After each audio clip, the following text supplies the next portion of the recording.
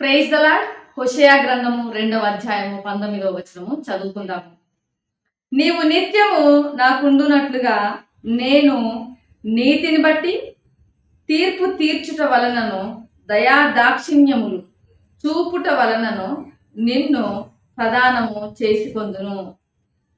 హోషేయ గ్రంథము పాత నిబంధన గ్రంథములలో ఒకటిగా ఉన్నది మరియు చిన్న ప్రవక్తల గ్రంథాలలో మరి ఒక గ్రంథముగా పిలువబడుచున్నది.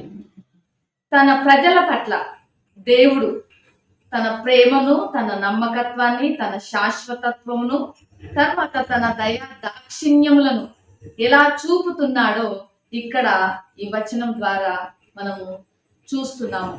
అలానే దేవుని యొక్క ప్రేమ, ఆయన నమ్మకత్వము, ఆయన విశ్వసనీయత, ఆయన యొక్క విమోచన అనేటువంటి ఇతివృత్తాలతో ఈ యొక్క గ్రంథము నిండి ఉన్నది. అయితే ఈ 19వ వచనము ఈ ఇతివృత్తాలకు మరి ఉదాహరణగా మనము చూడగలము. ఈ వచనంలో దేవుడు ఇశ్రాయేలు ప్రజలతో మాట్లాడుచున్నాడు. తనతో తన సంబంధమును మరి ఏ విధంగా ఉంటుంది అని వివరించుటలో వివాహ ప్రాతిపదిక అనేటువంటి ఒక రూపకమును ఇక్కడ ఆయన వాడుతున్నాడు. ఆ రూపకం ఏమిటిది అంటే ప్రదానము చేసుకొందును అంటున్నాడు. ప్రధానం అనేటువంటి మాటకు అర్థాన్ని మనం చూసినట్లయితే దేవుడు తన ప్రజలతో తనకున్నటువంటి సంబంధమును మరి శాశ్వతమైనదిగా ఆయన తన ప్రజల పట్ల తనకున్నటువంటి నిబద్ధతను లేదా నిబంధనను తెలియజేసేదిగా మనం ఇక్కడ చూస్తున్నాము.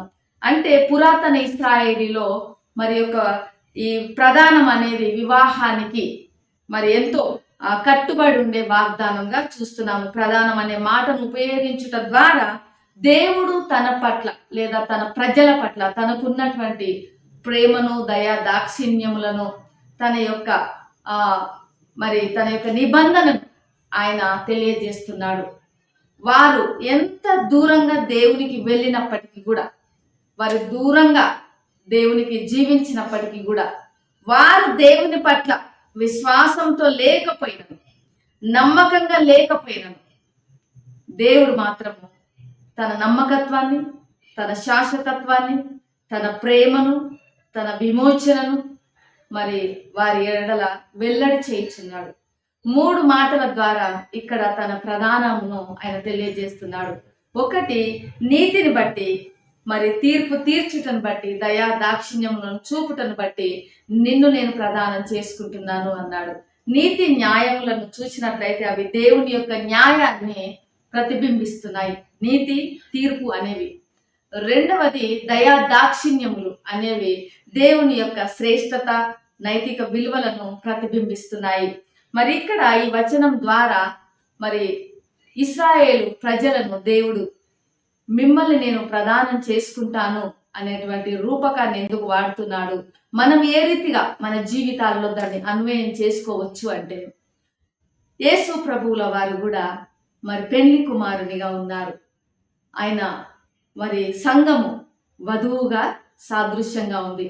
కాబట్టి ఆయన 2వ రాకడలు పెళ్లి కుమారునిగా ఏతించబోతున్నాడు. కాబట్టి ఆగమనము మరి అవ్వబోతున్నాడు. కాబట్టి సంఘము మరి వధువుగా ఆయనను మధ్యాకాశంలో ఎదుర్కోబోతున్నది. మరి విమోచన కార్యంలో లేదా ఆ యొక్క ఎత్తబడేటువంటి సంఘంలో, ఎత్తబడేటువంటి గుంపులో వధువుగా మనం ఎదుర్కోబోయేటువంటి ఆ సంఘటనలో మనము అందరము ఉండాలి. ఎందుకంటే దేవుడు తన ప్రేమను మన పట్ల వెల్లడి చేయుచున్నాడు.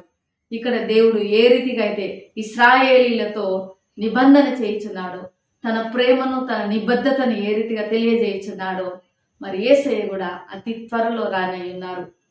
మరి ఆయనకు మనము ఆయన రక్తం చేత కొనబడిన వారంగా, ఆయన రక్తం చేత కడగబడిన వారంగా, ఆయన యొక్క మరి విశ్వాసంగా మనము పిలువబడుచున్న వారంగా మనము కూడా నవవధువుగా సిద్ధపడవలసినటువంటి అవసరత ఎంతగానో ఉంది. ఆయన త్వరలో రాబోతున్నాడు. మరి మనం ఆయనను ఎదుర్కోబోతున్నాము. కాబట్టి ఆయన యొక్క మరి ప్రేమను, ఆయన యొక్క నమ్మకత్వమును, ఆయన యొక్క దయా దాక్షిణ్యములను బట్టి మనము ఆయన కొరకు సిద్ధపడదాము. మనం నమ్మదగిన వారం కాకపోయినను ఆయన నమ్మదగిన దేవుడిగా ఉన్నాడు. మరి మనము ఎంత దూరంగా దేవునికి పారిపోయినప్పటికీ, దేవుని చెంత నుండి మనము మరి దూరంగా వెళ్ళినప్పటికీ ఆయన మాత్రము మనల్ని విడుచుటలేదు, మనల్ని ఎడబాయుట లేదు. ఆయన దినమెల్లా మన కొరకు తన చేతులు చాపి మరి ఎదురు చూస్తున్నారు, మనల్ని పిలుస్తున్నారు. కాబట్టి ఉదయకాల సమయంలో ప్రియమైనటువంటి వారులారా, మనం ఎక్కడున్నప్పటికీ తిరిగి ఆయన చెంతకు వద్దాము. ఆయన యొక్క దయా దాక్షిణ్యములు మరి మనం పొందుకుందాము. ఆయన ఇచ్చేటువంటి ఆ కృపగల కరుణ హస్తమును మరి మనం పట్టుకొని ముందుకు సాగుదాము విశ్వాస జీవితంలో. ప్రేమ నమ్మకం కలిగిన పరలోకపు తండ్రి పరిశుద్ధుడానికి వందనాలు చెల్లిస్తున్నాము. ఈ ఉదయకాల సమయంలో ప్రభా, మరి మీరు చూపుతున్నటువంటి దయా దాక్షిణ్యములను బట్టి నీకు వందనాలు అయ్యా, మీకు వందనాలు చెల్లిస్తున్నాము. మరి మేము ఎంత దూరంగా వెళ్ళినప్పటికీ, మేము ఎంత విశ్వాసంగా మీ అందు లేకపోయినప్పటికీ, మేము అపనమ్మకంగా ఉన్నప్పటికీ మీరు మాత్రం మీ విశ్వాస్యతను విడవలేదు. మీరు మా పట్ల చూపుతున్న మరి ప్రేమను మీరు మరవలేదు. మీ నమ్మకత్వం కొరకు వందనాలు. ఈ వీడియో వీక్షిస్తున్న బిడ్డలందరూ కూడా నీ చెంతకు తిరిగి రాగలుగుటకు, వారెంత దూరంలో ఉన్నా నిన్ను హత్తుకొనుటకు, నీ యొద్దకు పరిగెత్తుకొని వచ్చుటకు, ప్రభువా విశ్వాస జీవితంలో వారు బలంగా ఉండుటకు, నిన్ను ఎదుర్కొనే గుంపులో ఉండుటకు సహాయం చేయమని యేసు నామములో ప్రార్థిస్తున్నాము తండ్రి. ఆమేన్. దేవుడు మిమ్మల్ని దీవించును గాక.